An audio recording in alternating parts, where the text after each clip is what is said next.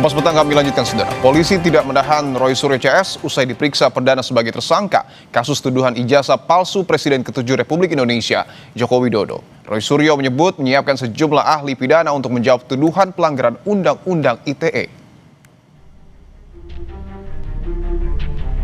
Usai diperiksa selama 8 jam, Roy Suryo CS tersangka pencemaran nama baik di kasus ijazah Jokowi tidak ditahan penyidik.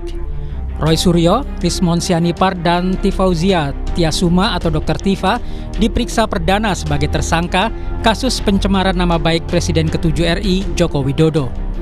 Penyidik Polda Metro Jaya memutuskan tidak menahan 3 tersangka karena mengajukan saksi dan ahli meringankan. Para tersangka sudah memberikan keterangannya. Setelah ini kepada ketiga tersangka kami perbolehkan untuk kembali ke rumahnya masing-masing.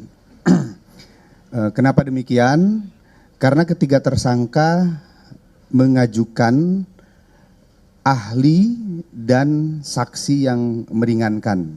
Untuk ahli yang diajukan oleh para tersangka ada 2, kemudian untuk saksi yang meringankannya ada 3.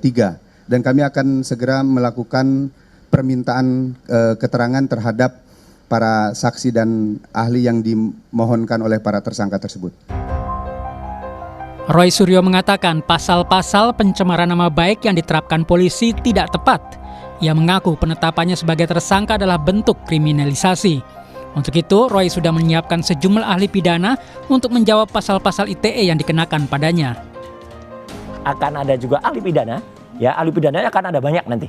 Yang untuk mengimbangi bagaimana apakah pasal-pasal ITE itu ya yang kemudian itu yang dijeratkan kepada kami ya dengan 32, 35, kemudian yang 28 itu cocok nggak bagi orang yang misalnya tidak memiliki akun ya, kemudian kami dijerat ITE. Jangankan kita mentransmisikan atau mengubah, ya punya akun aja enggak, posting aja. Berarti enggak. tim akan diperkuat termasuk dengan memasukkan nama Mas Denny Indrayana. Oh iya, Profesor Denny Indrayana juga memang masuk ya. Terima kasih untuk Prof Denny.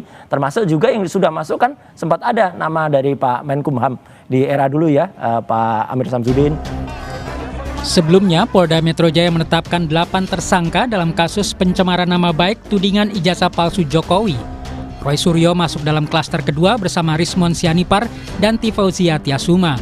Mereka dijerat pasal berlapis, yang salah satunya dengan ancaman pidana penjara 12 tahun. Tim Liputan Kompas TV. Setelah Roy Suryo ditetapkan sebagai tersangka oleh Polda Metro Jaya, mantan Wakil Menteri Hukum dan HAM Denny Indrayana resmi bergabung sebagai bagian dari tim kuasa hukum Roy Suryo.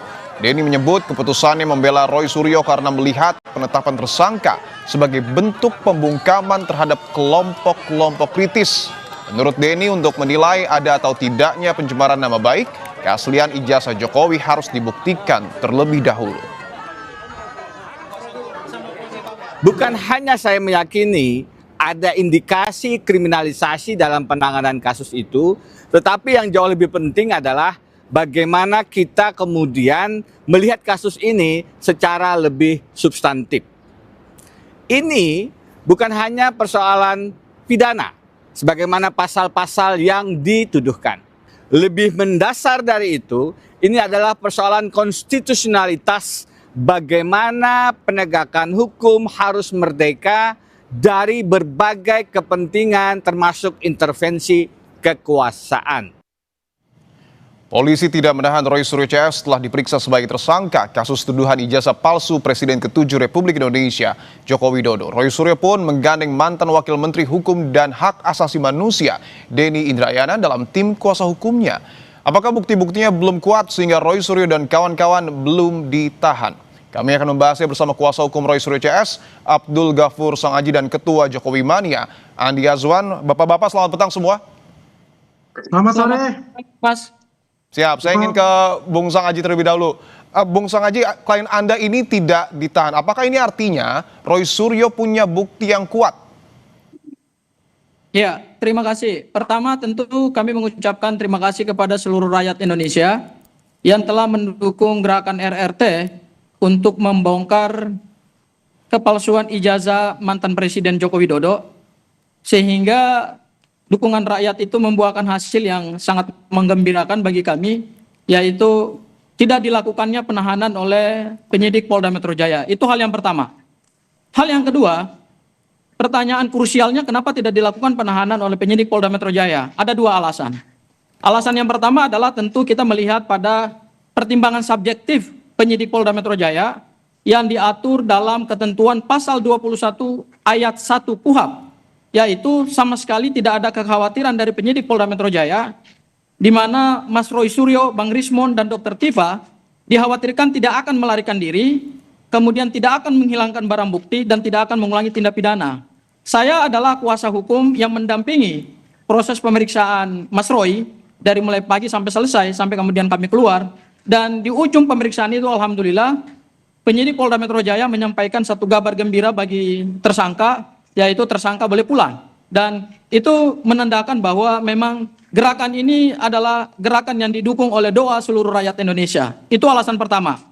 Alasan yang kedua, dari sisi kualifikasi delik material, ya, yang mana berdasarkan pasal 21 ayat 4 KUHP tidak dilakukan penahanan karena dugaan tindak pidana pengrusakan dokumen elektronik, kemudian pengeditan dokumen elektronik yang ancaman pidananya di atas 8 tahun dan 12 tahun penjara, itu oleh penyidik setelah dilakukan uji terhadap semua alat bukti, baik saksi, ahli, termasuk juga 700 atau 700 lebih barang bukti yang disita oleh Polda Metro Jaya, itu kemudian setelah diuji secara konfrontir, maka dugaan tindak pidana pemalsuan dokumen elektronik itu tidak memberikan keyakinan kepada penyidik, sehingga gugurlah alasan penahanan yang diatur dalam pasal 21 ayat 4 KUHP. Jadi kualifikasi delik yang selama ini kita anggap itu adalah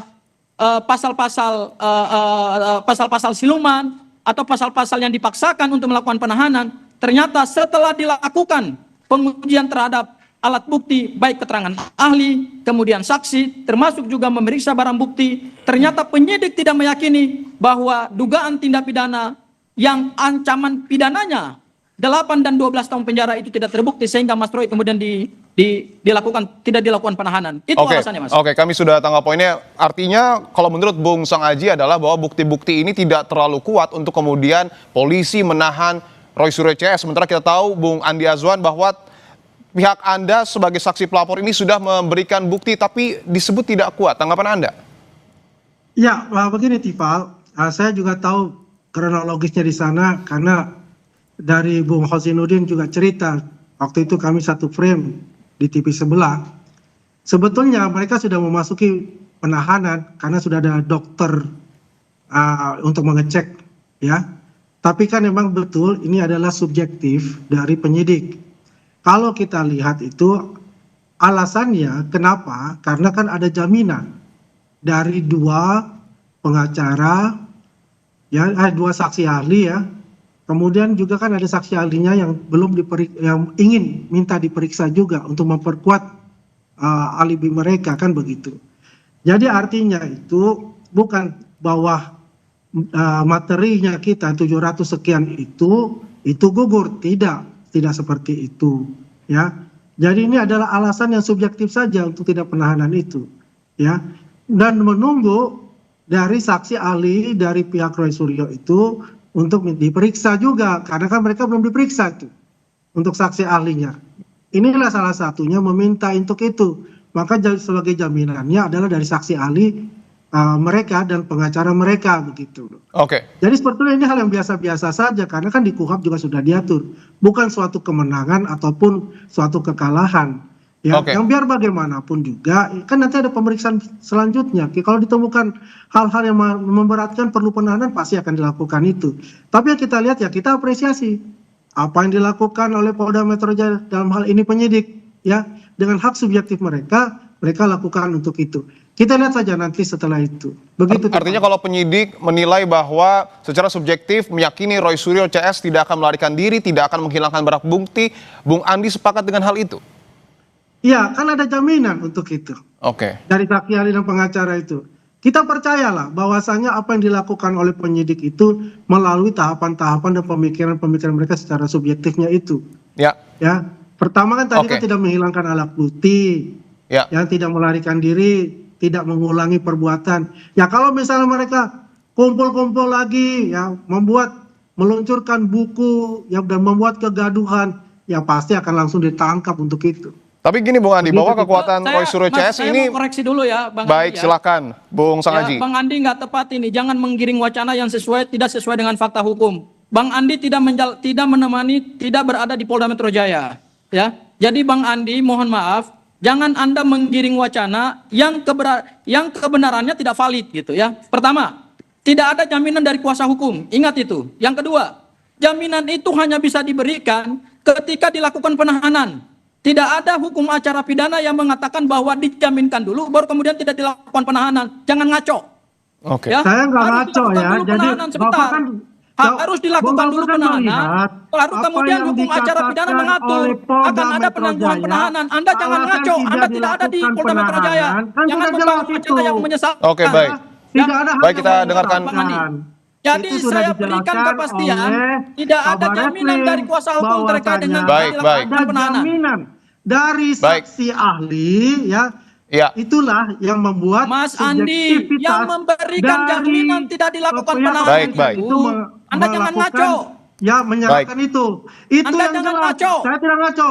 Baik. Teman saudara Hosinuddin itu bercerita sama saya. Dengarin dulu. Oke, baik. Saya Dengarin ingin dulu saya. Ya. Baik, Bapak-bapak, Jumat tahan dulu, malam saya ingin itu, ke malam Jumat itu Baik, Bung bercerita Andi. sama saya. Baik, Anda ada boleh satu hal yang menarik Bung berkelit. Andi, bahwa kita tahu nampaknya kekuatan Roy Suryo CS ini semakin menguat ketika mantan Tidak Wamenkumham semakin kuat, ini Pak. Denny Indrayana bergabung. Tanggapan Anda? Rival, Denny Indrayana masuk itu ya pansos juga, ya dia kan biar bagian juga ingin terjun lah melihat itu untuk menaikkan rating dia juga nanti jadi pengacara kan begitu. Silakan saja bergabung bertambah amunisi. Yang jelas itu ya hadapi itu nanti di pengadilan ya bersama dengan tim kuasa hukum masing-masing. Ya makanya saya menjelaskan ini ya bukan artinya ini menang atau kalah. Ini masih ada proses-proses selanjutnya. Ya, ini kan baru tahap pertama, ya. Ada jaminan makanya dilepaskan kan begitu. Ya. Bukan artinya akhir dari semuanya. Masih ada tahapan-tahapan pemeriksaan selanjutnya. Karena saksi ahlinya kan belum ada yang diperiksa juga. Jaminannya Kan maksud Anda begitu. seperti apa, Bung Andi? Kenapa? Jaminan yang kemudian diberikan oleh Roy Suryo ini apa? Ya kan tadi mengatakan tidak akan menghilangkan alat bukti, tidak melarikan diri, tidak melakukan perbuatan-perbuatan, mengulangi perbuatan yang selanjutnya itu yang bisa memberatkan dia kan begitu. Ya jadinya kalem-kalem saja gitu, santai-santai saja. Lihat aja prosedurnya itu, jangan memprovokasi lagi. Dan kenyataannya apa tidak ditahan itu kan dikatakan oleh Kabar Eskrim kan begitu. Ada jaminannya dari tim kuasa hukum, kemudian ada jaminannya dari tim ahli, dan mereka kan belum diperiksa juga. Apakah ada novum barunya kan, ada bukti-bukti baru begitu yang nanti akan menjadi saksi ringan. Oke, baik. Kan gitu. Baik. Saya ingin ke Bung Sang Haji, ketika nanti klien Anda diperiksa, 2 ahli dan 3 saksi yang meringankan ini siapa saja?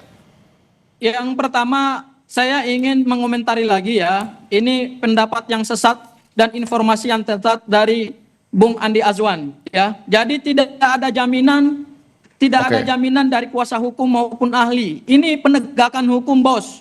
Tidak ada itu. Penjaminan itu hanya bisa diberikan ketika dilakukan penangguhan penahanan. Harus digarisbawahi itu. Ya. Jadi Anda jangan berkomentar dalam 2 hal. Anda tidak ada di Polda Metro Jaya, ya. Dan kemudian yang kedua, pendapat Anda nggak sesuai dengan prosedur hukum. Itu satu. Yang kedua, tidak dilakukannya penahanan, itu lagi-lagi saya katakan, subjektif penyidik. Dan itu tidak diintervensi oleh adanya permohonan untuk tidak dilakukan penahanan. Itu betul-betul kewenangan mutlak penyidik. Dan kewenangan mutlak penyidik itu diatur dalam pasal 21 ayat 1 KUHP. Oke. Itu 2 hal. Oke, Hal yang oke, ketiga, untuk diperiksanya kapan? terkait dengan Bang pemeriksaan ahli. Sang Haji. Supaya perkara ini menjadi terang benderang ke depan, Ya. saya nggak masalah dengan apa yang disampaikan oleh Bang Andi. Baik, Ya, untuk Bung Andi. diperiksanya kapan, Bung Sang Haji? Saya ingin tegaskan. Ya, untuk ahli-ahli, saya tidak bisa menyampaikan siapa ahlinya saja. Tapi intinya begini, Waktunya? akan ada kami hadirkan Untuk beberapa waktunya, ahli. Bung Sang Haji? Kenapa? Pemanggilan Kenapa? untuk Bung Roy Suryo CS itu akan dilakukan kapan? kami akan meminta supaya segera dilakukan pemeriksaan terhadap alat bukti pembanding alat bukti yang diajukan Baik. oleh tersangka. Ingat, Baik. pasal 65 KUHP menyebut bahwa tersangka mempunyai hak untuk mengajukan saksi meringankan saksi ade charge Baik. dan mengajukan ahli meringankan. Jadi kami sudah mengajukan Baik, Bung beberapa Sangaji, ahli. kita sudah dapat poinnya. Terima kasih untuk... Kemudian ke depan kami akan mengajukan lagi beberapa Baik, ahli, Pak. kami sudah Seperti mendapat itu. poinnya. Terima kasih Bung Abdul Ghafur Sangaji, kuasa hukum dari Roy Suryo CS, dan juga sebelumnya ada Bung Andi Azwan.